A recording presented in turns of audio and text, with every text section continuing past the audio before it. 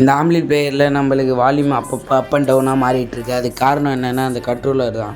அந்த கண்ட்ரோலர் தான் இப்போ சேஞ்ச் பண்ண போகிறோம். அதுக்கு நான் கேபினட்டோடைய சைடு ஸ்க்ரூவெல்லாம் ரிமூவ் பண்ணி எடுத்துடுறேன்.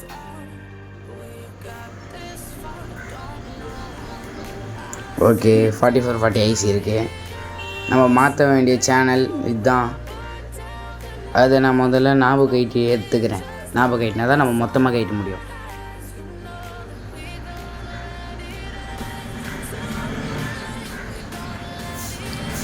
ஞாபகம் கைட்டிட்டேன். இப்போ நம்ம கண்ட்ரோலர் இருக்கக்கூடிய நெட்டை லூஸ் பண்ணி எடுத்துடலாம்.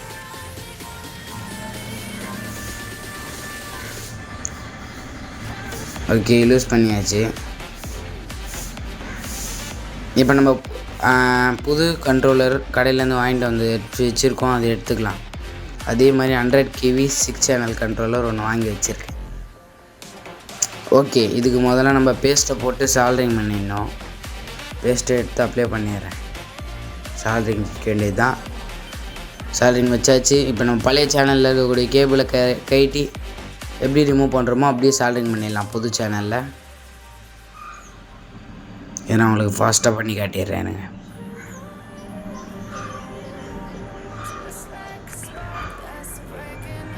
ரைட்டுங்க, சால்ட்ரிங் பண்ணி முடிச்சாச்சு. இப்போ நம்ம அந்த கண்ட்ரோலரில் டைட் பண்ணிவிட்டு நாபை போட்டு கேபினெட்டை க்ளோஸ் பண்ணிவிட்டு முடிஞ்சது இந்த வீடியோ.